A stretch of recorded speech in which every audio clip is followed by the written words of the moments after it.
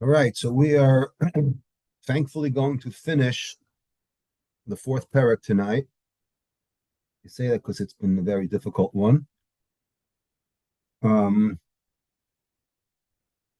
so let's see how the Rambam ends off this parak that has been all about the universe and the four elements and matter and all kinds of very, very esoteric material that's hard to understand. But he ends off on a very, very practical note.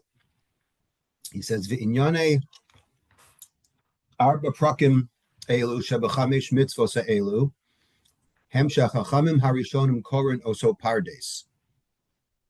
So what the Rambam says, it's very rare that he gives a summary, but he basically says these last four prakim, which are the first four prakim of this book, that described, he calls it chamesh mitzvos ha'ela, these five mitzvos, right? What are the five mitzvos? The five mitzvos in the first parak were to know that there's a God, right? Not to think that there's any other God, to know that there's one God, for Ava and Yira, right? Those are the five mitzvos that he discussed.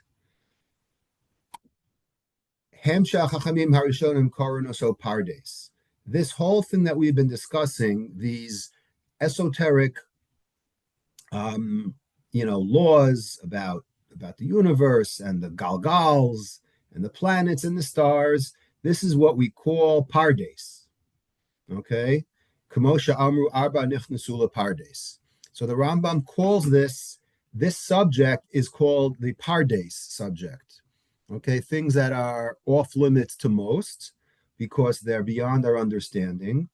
But the Gemara actually calls it, if you remember the Gemara in Chagiga, I think Daf Yadalit or so, right? The story with Elisha ben Abuya when he became bad, right? Because he was one of the four rabbis that went into the Pardes, okay, the underworld. The Afal Pisha Gdola Yisrael Hayu, even though that Gemara in Chagiga that the Rambam is referencing, even though they were great men, who were they? They were Rabbi Akiva, they were Elisha ben Abuya, they were Ben Azai and Ben Zoma. Okay, the only one who emerged unscathed was Rabbi Akiva, right? The others, Elisha ben Abuya, right, went OTD, right? One of them became insane, right? One of them lost his mind. So only one came out okay. So that's what the Rambam is referring to over here. Even though they were so great as they were, low, right? Gedolim hayu lo kulam hayu behen koach ledu lahasi kol dvarim al buryan. They couldn't hack these topics of the universe, right? So could you imagine us that know nothing, right? Certainly we shouldn't be dabbling in this. V'ani omer she'ein roi l'tayil b'pardes elimisha nismala kreso lechem ubasar. You have to be very, very, very well qualified, right? The Rambam's expression is you have to have some meat and bread in your stomach. You have to be prepared. So we assume that he thinks he's qualified, even though some of those rabbis weren't. Correct, but he did say that he's just like hitting the tip of the iceberg. So he's giving you just a brief overview. But yes, he right. I think so. So what does it mean you have to be qualified? If you want to begin this journey, which he doesn't recommend, you at least have to know Lida ha'asr v'hamutter. You have to know the basics of Judaism. You have to know what we call Shulchan Aruch.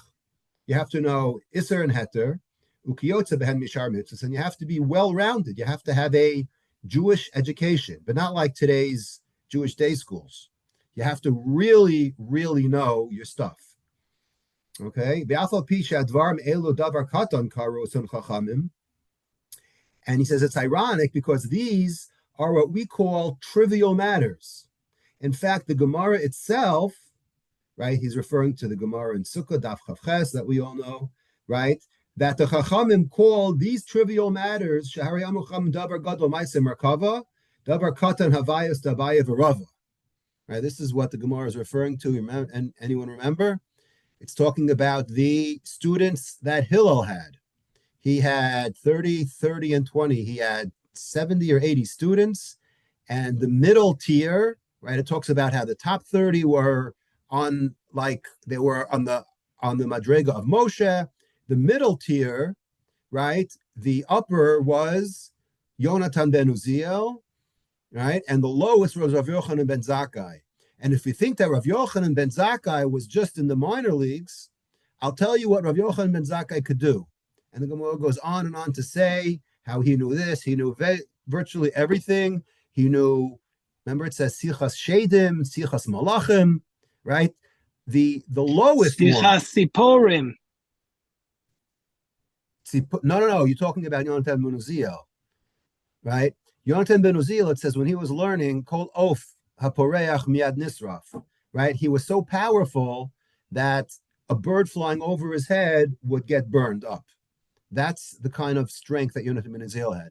Rabbi Yochanan ben Zakkai, he was on the lowest level, yet he was like the goat, right? So it's, it's all relative. But the point over here, without going into that Gemara too much, but the point over here is that you have to know, if you want to dabble, right, in this minefield that the Rambam is warning you not to, you have to know your stuff, right? And stuff, he says, is what the Gemara calls trivial, which is Havayas to Abaya V'Rava. What's that? That's the basic Gemara. Just your everyday, right? You open up a Gemara, you have a probably 1 in 3 chance of coming to the name of Abaya or Rava. I think whatever the statistic is, right? You have a good chance you're gonna hit a Machlokas Abaya or Rava. You have to know all the Gemara first before you start talking. Before you go into the Kabbalah Center. You have to have some kind of background, not like today where you just start learning Kabbalah and you barely could speak Hebrew. That's not how it works. Maybe in Hollywood, but that's not how the real world works. Afal piken ru'uyin hen lahakdiman. Right, the Rambam says you have to know the basics, right? Like the old expression, you have to crawl before you walk. Shehen miyashvin daito shaladam tchila. These small matters are what they make your mind have yishuv hadas, right? V'ochehem hatova. This is the good stuff. She'Hakadosh Baruch Hu, she'Hashpia Hakadosh Baruch Hu liyushav ha'olam hazeh, in order to settle this world. K'dei linchol chayil olam haba. Ve'efshar sheyadayim, and it's possible that you could understand these small trivial things. Hakol katan. The gadol, ish, ve'isha, everyone, whether you're a katan, a gadol, a man, a woman, ba'alev rachav u'bal nefesh katzar, whether you have, wide-ranging knowledge or just minute, right, limited knowledge. Everyone is at least receptive to knowing the minimum. And once you know the minimum, then, okay, let's see where this could take you. But if you can't open up a Gemara, right, and start understanding the basics, then you have no right to start dabbling in this, Ma'aseh Merkava and universe and planets and spheres and all kinds of really, really far out, discussions that we've been having for the last few weeks. So that basically ends, right, this discussion about Ahavas Hashem, Yiras Hashem, and the cosmos. Okay, so we're going to completely turn on to a new topic, thank God, of chapter 5. Chapter 5 is a very famous chapter in this book, Hilchos Yesodei Torah, because it talks about one of our favorite subjects, which is Kiddush Hashem. We like talking about this. There's a really a lot to talk about. I don't know how deep I'm supposed to get into this because we could spend a long time just doing a few lines, because the Rambam has a lot of famous shitas, famous opinions about the extent of Kiddush Hashem. And right off the bat, he starts off by saying, Kol Beis Yisrael mitzuven al Kiddush Hashem hagadol hazeh. There's this concept that we call Kiddush Hashem, which literally means to sanctify the name of God. Okay. Shenemar, the pasuk says in Emor, v'nikdashti b'toch b'nei Yisrael. Okay, and I shall be sanctified amongst b'nei Yisrael. That is a mitzvahs aseh. Umusharin shelo l'chalalu. And not only is it a mitzvah aseh, it's a mitzvah lo taseh, not to be machalal this, not to desecrate this. Shenemar, v'lo techalalu et shem kodshi.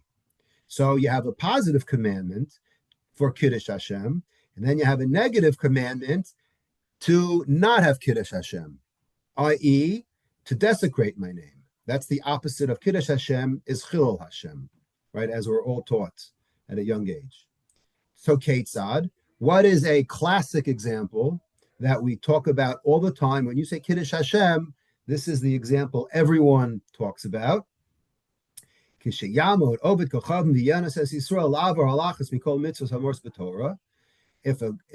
a non-Jew forces a Jew, okay, against his or her will, to do any of the many lotases in the Torah, if you don't do this, right?